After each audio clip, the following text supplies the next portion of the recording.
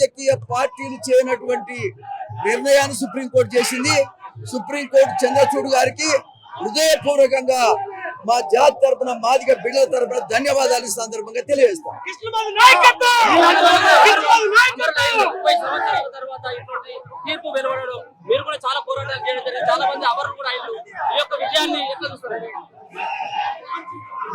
ఖచ్చితంగా ఇది మాదిగల విజయం, ఖచ్చితంగా ఇది పేద వర్గాల విజయం, పేద దళితుల యొక్క విజయం.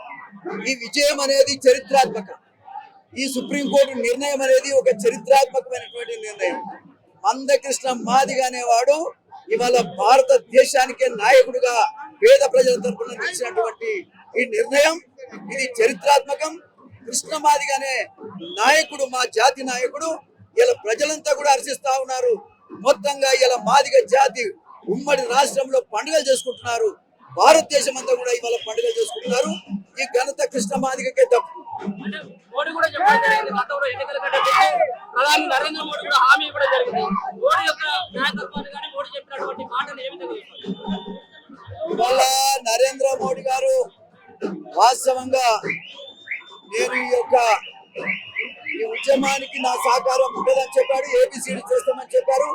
కేంద్ర ప్రభుత్వం యొక్క ఆలోచన విధానం నిర్ణయాన్ని కూడా సుప్రీంకోర్టుకు చెప్పారు. అందుకని సుప్రీంకోర్టుకు నరేంద్ర మోడీ గారికి ఖచ్చితంగా ధన్యవాదాలు ఈ సందర్భంగా తెలియజేస్తా ఉన్నా. అదే రకంగా చంద్రబాబు నాయుడు గారు మొట్టమొదట 2000 సంవత్సరం నుంచి 2004 వరకు చేసిన నిర్ణయం, ఆ నిర్ణయం యొక్క ఫలితమే ఈ యొక్క విధానం అని కూడా ఈ సందర్భంగా నేను తెలియజేస్తా ఉన్నా.